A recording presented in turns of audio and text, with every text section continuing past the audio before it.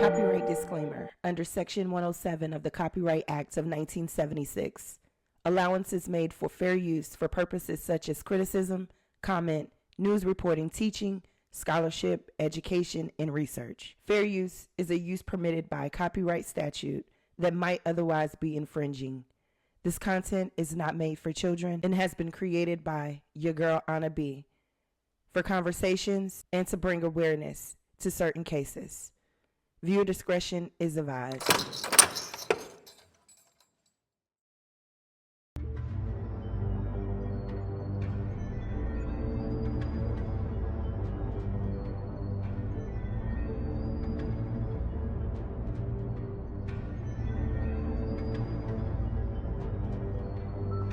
These were text messages that 8th grade Jamie Silvonek sent to her much older boyfriend, Caleb Barnes, an Army specialist from El Paso, Texas.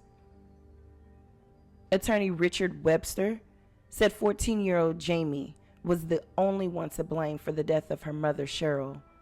She killed her own mother, he told the jury as the murder trial for Caleb Barnes began in August of 2016. 2 years prior, October 2014, Jamie and Caleb met. 13 at the time, Jamie lied about her age and said she was 17. Her mother found out about Caleb and Jamie's relationship in early March of 2015. She demanded they cut ties. Even showed proof to Caleb to confirm her daughter was too young for him to be dating, and also threatened to go to the police. On March 14th, Cheryl texts Jamie he is not coming to this house after learning Caleb had plans to take her daughter to a concert. 20-year-old Caleb, who was based at Fort Meade in Maryland, was off duty at the time. After receiving that text message from her mother, Jamie texted Caleb, "She threatened to throw me out of the house. I want her gone." At some point in the day, Cheryl agreed to drive Jamie and Caleb to the concert. Prosecutors called this Cheryl's last-ditch effort to get them to end the relationship. On the ride to the show, Jamie and Caleb continued their text exchange. Hours after driving her 8th grade daughter and 20-year-old Caleb to the concert, officers were dispatched to a report of a dark-colored suspicious SUV with a large amount of blood inside it around 4:15 a.m. When South Whitehall Township officers arrived to the reported location, there was no vehicle. What they did find was the ground had been disturbed, observing loosely packed dirt and snow in a wooded area. An hour later, police uncovered the body of 54-year-old Cheryl Silvonek, buried in a shallow grave. As the investigation continued, the SUV reported earlier with blood inside was located in the area of Applewood Road and Huckleberry Road, just a short distance from where Cheryl's body was buried. The 2007 Ford Freestyle registered back to David Silvonek, Cheryl's husband and Jamie's father. Officers arrived at the Silvonek home on Randy Lane a little after 8 a.m. on March 15, 2015. There was David, Jamie, and Caleb. Jamie was found naked in the bed with Caleb in an upstairs bedroom while her father was asleep and had no idea what was going on. Jamie told officers that her mother had dropped her off at home late the prior evening after attending a concert. Then she left to go to the grocery store. That was the last time Jamie said she had seen or spoken to her mother. All three were eventually transported to the South Whitehall Township Police Department for formal interviews. In Caleb's recorded interview, he told detectives that He had arrived the day prior in Pennsylvania from Maryland. Cheryl had driven him and Jamie to the Hilton Hotel in Scranton to attend the Breaking Benjamin concert that evening. He went on to explain that once the three of them arrived back to the Silvonek home, he stabbed Cheryl in her neck while Jamie was in the back seat. In her recorded statement, Jamie denied any knowledge of her mother's death or her whereabouts, retelling the same story that she told at the house that Cheryl left out for the grocery store early that morning. During the same interview, though, she changed her statement, telling detectives she did know where her mother's body was and confirmed she was present when Caleb fatally attacked her mother while in the driveway of their home. She also admitted that she and Caleb went to a Walmart and purchased cleaning supplies afterwards. She admitted to driving with Caleb to bury her mother's body, returning to the home, attempting to clean the blood from the SUV before driving back where the police found it, partially submerged in a pond. The two then walked back to her house. Jamie's hands were examined. She had multiple small abrasions on her fingers on both hands, a small cut on her right hand, and she had a broken acrylic fingernail. After confessing, Caleb was arrested for Cheryl's murder and statutory sexual assault. Jamie was also arrested and charged as a juvenile in connection to her mother's death. Her identity was concealed at the time.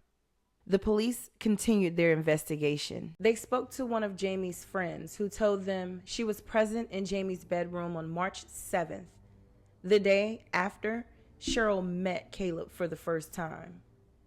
She overheard a conversation where Jamie had suggested a plan for Caleb to kill her parents. That plan involved luring her mother and father to a location where Caleb could eliminate them both. They'd then meet up to dispose of the bodies. The conversation also included talks about life insurance proceeds from her father, David, and who would gain custody of Jamie if her parents were dead. Detectives conducted a forensic review of Cheryl, Jamie, and Caleb's cell phones. On March 14th, 2015, the day before she was found dead in a shallow grave, the concerned mother called Caleb at 11:05 a.m. That conversation lasted almost 4 minutes. Hey, my friends, what's going on? It's your girl, Anna B. Thank you all for joining me and tuning in on this video. Now, quick little intermission, and I think you would appreciate it. I want to set the scene. We're on March 14th, 2015, and as you just heard, Cheryl gave Caleb a call. Cheryl gave Caleb a call at about 11:05. The phone conversation lasted about 4 minutes, almost 4 minutes, 3 minutes and 46 seconds to be exact. What they said on that conversation, I don't know. But what I do know is what was said in the text messages following that conversation. The text messages that were exchanged throughout the entire day, which was March 14th, 2015, the day that Jamie took her SAT exam. How she taking SATs when she had all of this going on, I don't know. Who knows? And it also is the day that Caleb arrived in Pennsylvania from Maryland, where he was based. And it was also the day that a concerned, loving mother lost her life, unfortunately. Well, it actually happened a little bit after 1 a.m., but this was the last day, full day of Cheryl's life. Now, I know y'all like, why in the world was Cheryl agreeing to drive this man and her young daughter to a freaking concert? As I said, prosecutors called it her last-ditch effort. Now, it was coming from a mama. Okay, you got the tickets. You already bought the tickets. I'll drive y'all. I'll take y'all to the concert. I'm going to be in attendance. And after this, you need to take your ass back to Maryland and leave my daughter alone. Is what Cheryl thought, right? not knowing, little did she know, her daughter had other plans. Her daughter was plotting. And after the conversation that she made at 11:05, there was again quite a bit of text exchange, and that's what I would like to share with you guys. So after a concerned mother calls and has a 4-minute conversation with this man, Caleb, he texts her daughter, "You need to call me ASAP." There were 2 conversations that were had after that text. You can see one lasted 2 minutes, one lasted 3. Jamie then goes on to text her mother, "He'll be here soon." Is that a smiley face? You really smile like you just, as I would say, you trying your mama right now. So she says, "We're just going to hang out until later." Jamie to Caleb, "Caleb, if she asks you about your age, say 16 and a half again, and that the reason you said 20 is you are used to lying about it to fellow soldiers in the army to avoid harassment. So when you're in stressful scenarios, it just comes out. Oh, she got it all together, huh? I told her we're bringing such and such, a redacted name, must be a juvenile. I told her we're bringing such and such. Go with it, not actually happening." Cheryl texts Jamie, "No, you are not going with him." Jamie texts Caleb, "But don't come over until I text you it's okay, all right?" Oh, now your mama, you thought you had it, you thought you had the plan going on. Mama said no, so now you warning him don't come. Okay.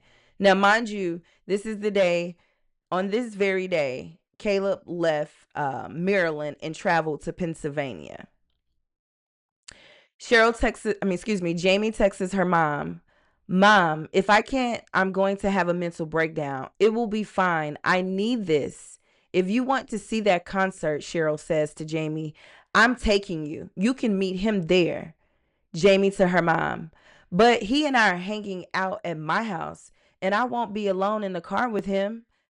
I need to go, and I need to be with my friends. I feel so desolate, Mother. My excitement for this has been the only thing getting me through." Caleb to Jamie, "You should have told me. She asked me if I was taking anyone else, and I said Josh." Cheryl texts Jamie, "He is not coming to this house. No." Caleb tells Jamie to tell Cheryl, tell her that we're taking blank, must be a juvenile, but she couldn't go, so Josh is coming. Jamie to Caleb, "Caleb, she wants me to call you so she can talk to her. Say that Josh was going to come, but there was a change of plans and we're going to pick up blank tonight and take her. Tell her your mom mailed you your birth certificate earlier this week from Argentina, so when it arrives, you can prove to her that you're 16. Say that your Facebook information regarding when you graduated high school and your age is fabricated, so on and so forth. She needs to go. Caleb, right now. You don't understand." Caleb replies, "This is ridiculous. Fine, have her call me." Jamie says to Caleb, "I fucking know. I don't know what her problem is. She threatened to throw me out of the house. I want her gone." There's a missed call. "Okay, I will. Please don't mess this up," Jamie said to Caleb. Then Jamie sends Cheryl this 831 number. I'm assuming it is Caleb because on the next line at 137, Cheryl ain't waste no time. She called this man. They talked for 2 minutes and 9 seconds. It was too late. It looks like Jamie said to Caleb, "Ignore her. Just get out of the house and come see me," Caleb tells Jamie. "Just talk to her again." And now her response is, "She doesn't know," Jamie says to Caleb. She also says, "I just need you to be able to come over so we can do whatever necessary, honestly." Caleb replies, "Baby, I need to see you." Jamie replies, "Baby, you can come over. She's still pissed, but you can come, so it's fine." She said she might ask for your ID, which I doubt, as it was a bluff, but if she does, just say that it fell in the car somewhere and you can't find it. Now, these messages are coming from the affidavit of arrest. These next messages are showing where Caleb arrives at the house after the previous text exchange, and it looks like, looks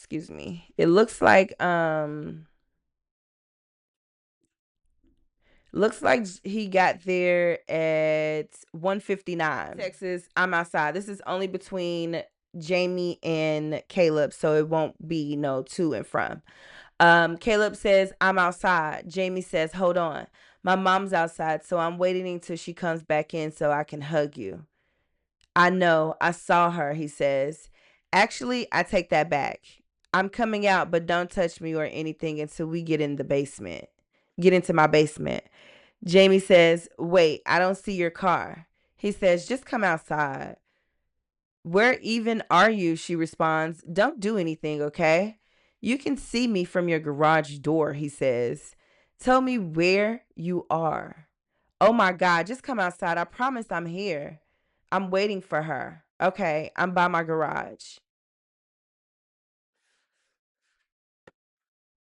So Caleb's at the house. He's in Pennsylvania. It's the day of the Breaking Benjamin concert. Jamie tells the police in one of her recorded statements that her mom and Caleb had a conversation in the family home where Cheryl was trying to convince Caleb that Jamie was only 14 years old, even showing this man her passport, right, as proof of age. But still, it continued on with the plan of going to the concert. Cheryl texts her husband at 2:25, not too long after Caleb arrived to the family home. David's at work and he gets a message from his wife saying, Jamie's friend got some tickets to Breaking Benjamin acoustic concert tonight. I'm going to take them up. We'll probably leave before you get home. Eat the rest of tuna noodle casserole. And then right after that, that text was sent from Cheryl at 2:25. Right? Not too long after that, 2:34, Jamie texts her dad, hey, daddy, what time do you get home from work? Maybe we can go to the gym. There are no documentations or the text messages or replies David sent his wife or Jamie were not released. And if they were, I have not got a hold of them yet.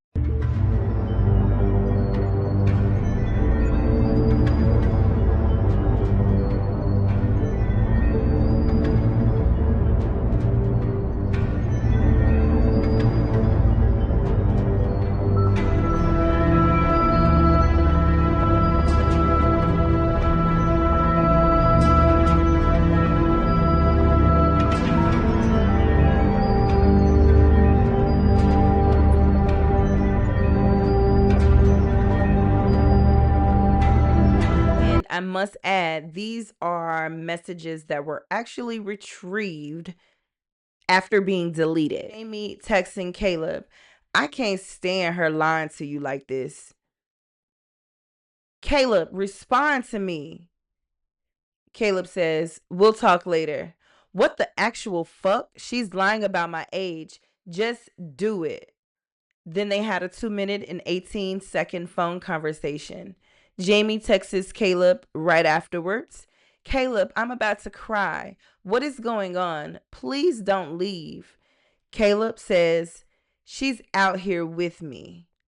Jamie says, do something, please. Caleb, I'm trusting you, she texts right afterwards.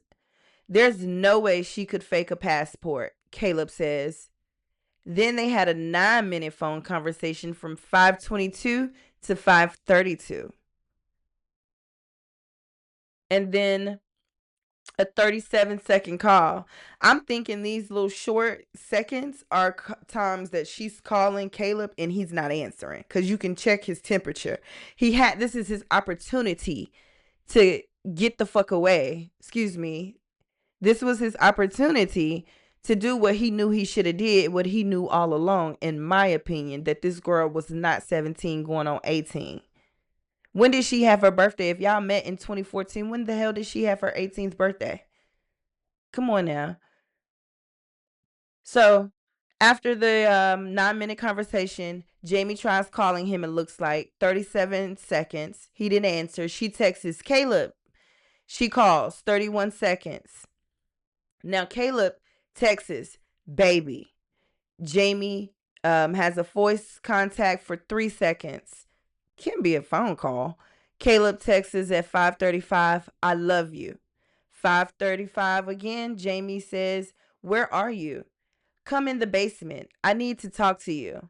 So that clarifies they have not left to go to the Breaking Benjamin concert. But it looks like they left about 20 minutes following that text message Jamie sent to Caleb telling him to come to the basement. She wanted to talk or needed to talk to him. At 5:56 p.m. on March 14th, Cheryl's green Ford Freestyle entered the Lehigh Valley, Pennsylvania Turnpike, according to the police affidavit. The toll plaza was approximately 2 miles from the family home, and she was headed north towards Scranton to the Breaking Benjamin concert. At that same time where her vehicle is caught, her daughter is in the car with her, still texting Caleb. At the exact very time, at 5:56, Caleb texts Jamie, next time we're out of sight. Jamie replies, okay, baby, I love you. We can do this. We'll just drive her car then, right? Caleb says, no. That leaves us as the suspects. Jamie replies, then what will we do? Caleb says, 5 back and get mine. It was a typo. It meant drive back and get mine. Jamie says, damn, I thought we were going to 6 back. Like, I guess that was trying to be a joke because of his typo over 5 back. She said, damn, I thought we were going to 6 back. Girl, we can just drive hers. We will have to. I want her to shut her fucking face and stop being fake. She just goddamn lied to you about my age, and now she's pulling this? Po baby. Like, what the hell is going on? Cheryl, Jamie, and Caleb is then seen exiting the Pennsylvania Turnpike Wyoming Valley Toll Plaza at 6:41 on March 14, 2015. Video footage obtained from the concert venue at the Scranton Hilton shows that Jamie and Caleb entered the concert at 20:32 hours and departed the concert at 22:24 hours. Additional footage shows Cheryl in the lobby area of the Scranton Hilton during this time frame. Cheryl's Ford Freestyle entered the Pennsylvania Turnpike Wyoming Valley Toll Plaza at 23:03 and departed the Lehigh Valley, Pennsylvania Turnpike Toll Plaza at 23:58.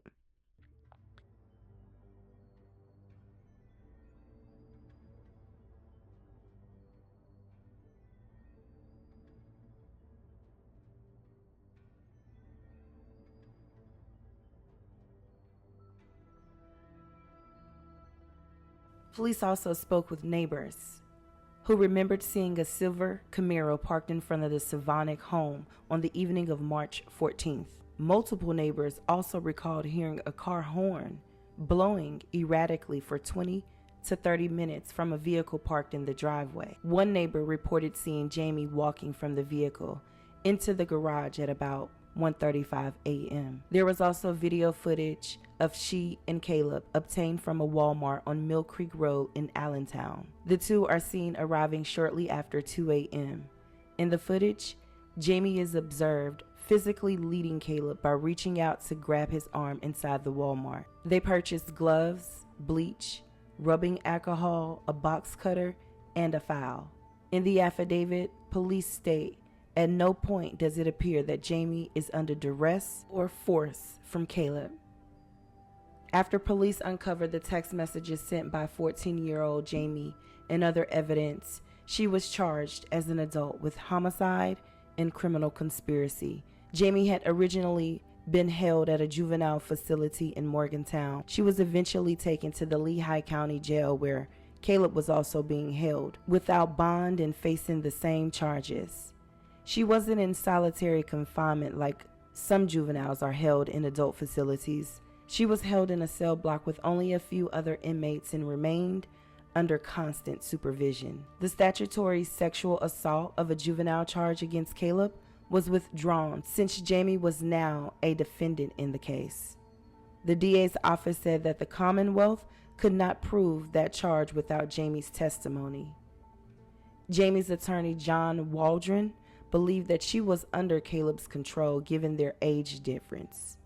Regarding the text messages, he said they hurt, but he had experts who say that Jamie was never going to follow through. She never had intent or desire to see her mom die, and that the messages never indicated when or how this would happen. He also planned to petition the court to have Jamie's case moved to juvenile court. In October of 2015, Jamie's decertification hearing was held. The defense presented expert testimony from clinical and forensic psychologist Dr. Frank DiTilio. He testified that it was his professional opinion that Jamie, who he described as bright and motivated, was amenable to rehabilitation provided within the juvenile detention system. The prosecution presented expert forensic psychiatrist Dr. John O'Brien, who argued Jamie was not amenable to such treatment. Lehigh County Court of Common Pleas Judge Maria Dantos rejected the defense's expert testimony, and Jamie's request to be transferred to juvenile court was denied. In Judge Dantos' ruling filed November 20th, 2015, she said in part, the defendant was integral to the success of the criminal plan, as she was the genesis of the idea and provided the opportunity. It is conceivable a person who is capable of killing her own mother potentially could kill anyone. Jamie, the youngest female in Lehigh County charged as an adult with homicide, sat down in January of 2016 with the district attorney's office a couple times, and she provided more details of her mother's death. The following month, she accepted a plea deal that was offered on February 11th. She pled guilty to first-degree murder, criminal conspiracy, abuse of a corpse, and tampering with evidence, accepting a 35-year to life in prison sentence and agreeing to testify against her older lover if need be.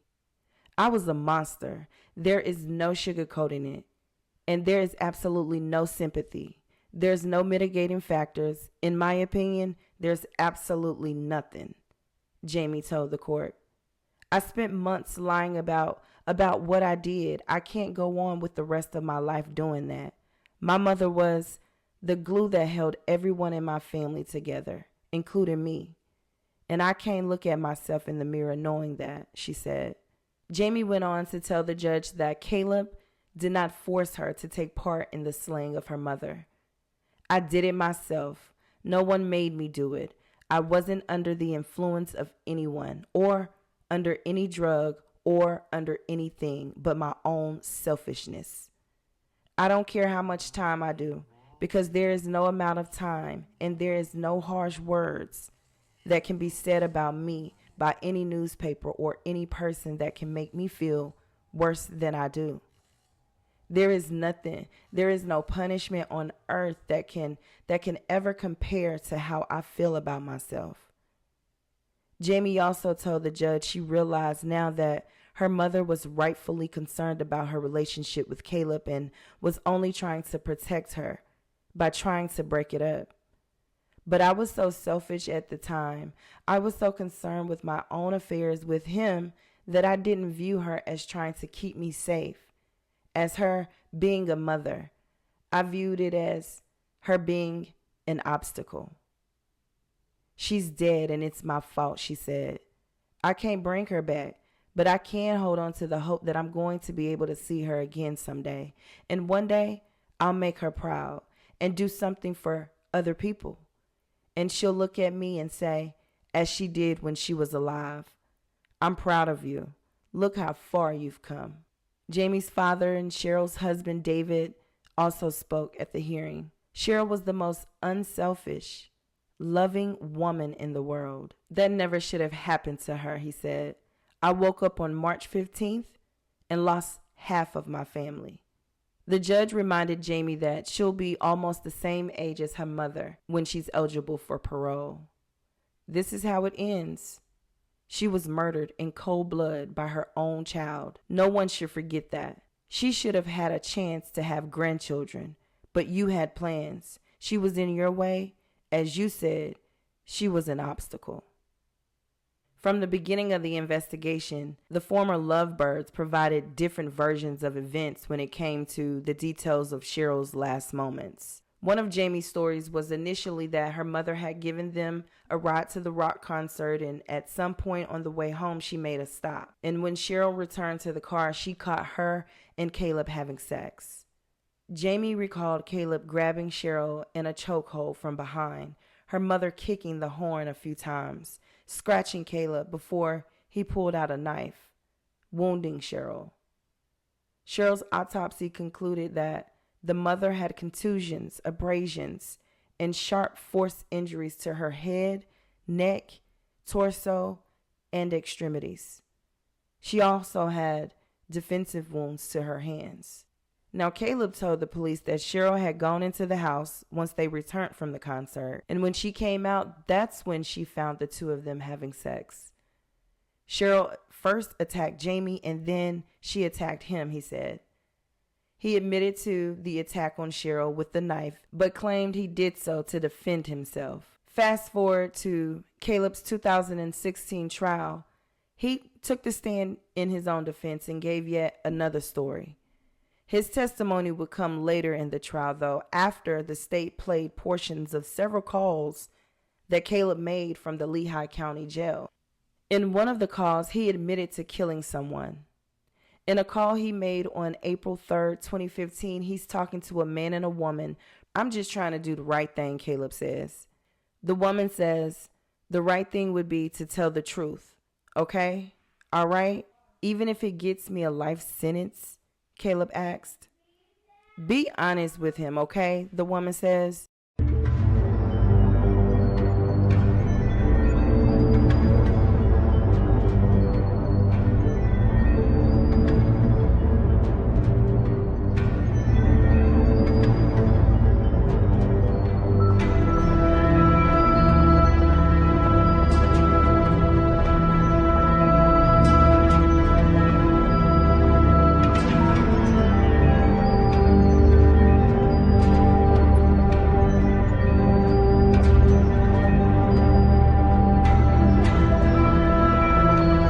Surprisingly, the state rested their case without calling Jamie as a witness, as everybody expected.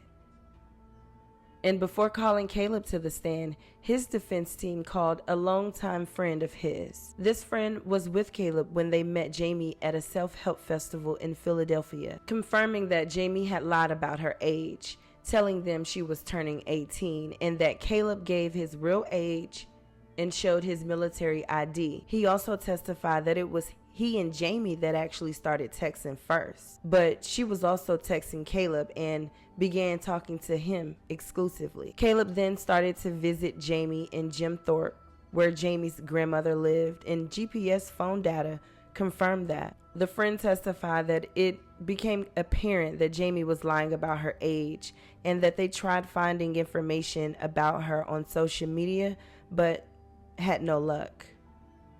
The following day, in another surprise twist, the defense called 15-year-old Jamie to the stand. In a beige jail jumpsuit, the 15-year-old admitted several times that she wanted her mother dead and pushed her older lover to do it. "I owned up to the fact that I wanted it to happen. I pushed Caleb to do so, and afterward, I helped with the cleanup." Jamie denied taking part in stabbing her mother. She was confronted by defense attorney Richard Webster about the different versions of events she gave, how she lied for months about what she did, repeating the details of her lies, from claiming her mother went to buy spinach and never came home, to her allegations that Caleb raped her and forced her to help bury her mother. "Now you're going to tell the truth, correct?" he said. Jamie agreed. Repeating statements Jamie made at her guilty plea hearing, attorney Webster asked, "You chose a man over your mother?" "Yes." "And she was dead and it was your fault?" the defense attorney continued. "Yes." "That you were a monster?" Webster asked. "Yes."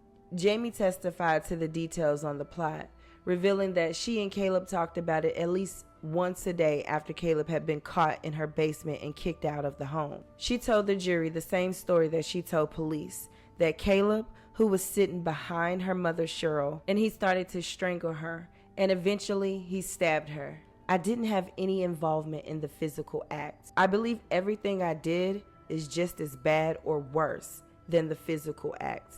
I am guilty. Jamie was also asked about a letter she wrote from prison in October of 2015 and tried to get it to Caleb through another inmate. That letter was admitted into evidence over the prosecution's objection. In the letter, Jamie says how much she loves Caleb and wants them to be together and asks him to take the fall. I need your help, assuring Caleb that if roles were reversed, she would be on the witness stand to help him. You are my soulmate, she wrote. Even if you despised me, I would still be at your trial to help you. Before she exited the witness stand, she again said that she was telling the truth.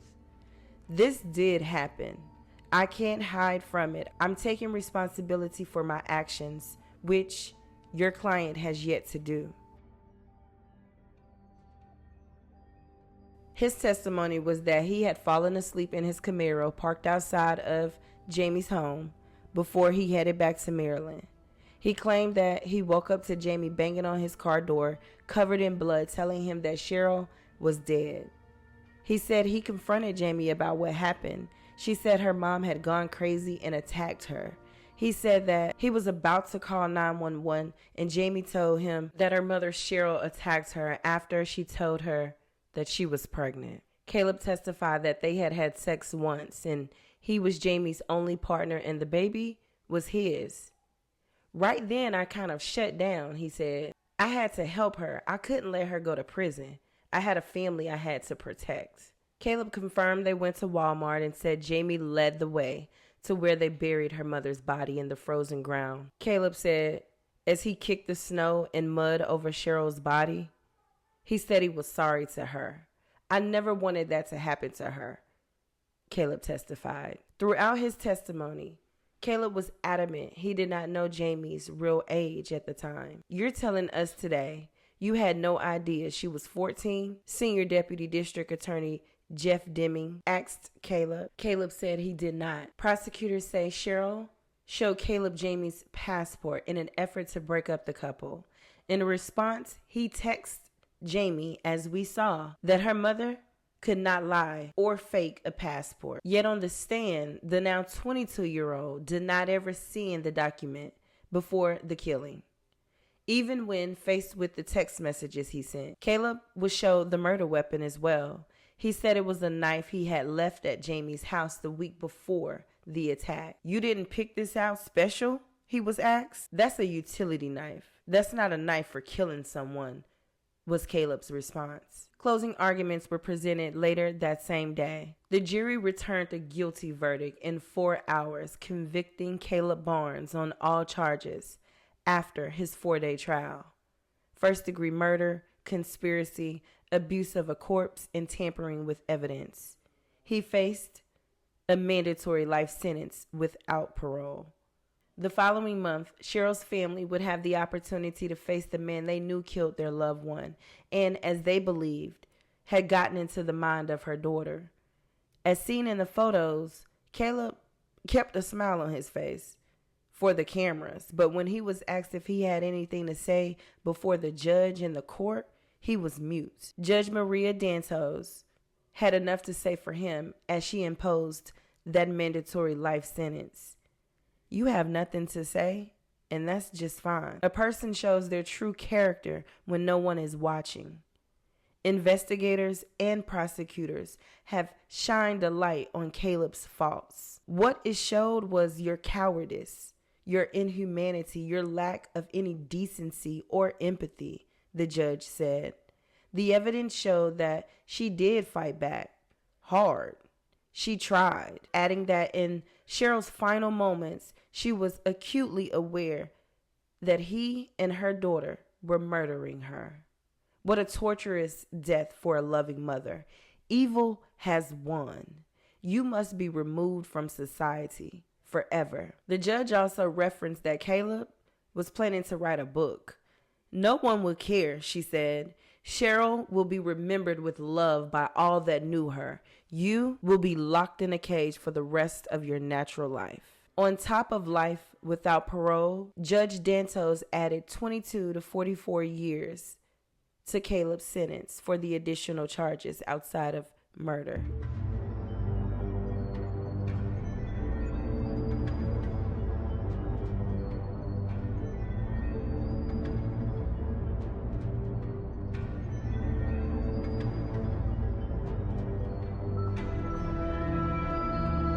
Filed by the Juvenile Law Center suggests Barnes was the manipulator. Attorneys detail a, quote, coercive relationship in which a 20-year-old man told Jamie what to wear, watched her communications, and called her his property. Paperwork documents a supposed sexual assault that left Jamie with bruising on her neck, thighs, and buttocks. Claims her former attorney, John Waldron, says he knew nothing about. I was never told about physical or mental abuse. And I also know who ran the show, who called the shots, and it was Jamie. The paperwork further accuses Waldron of being ineffective, failing to bring forth the supposed abuse and more than a dozen favorable witnesses who could speak on Jamie's character. I've been doing this 41 years, and in cases, you get ineffective claims, so it's part of the business. Off camera, Jamie's father tells 69 News he loves and supports his daughter, who he speaks with every day, saying, quote, she was in a relationship with a sociopath in the Army that took advantage of her. Everyone could see that.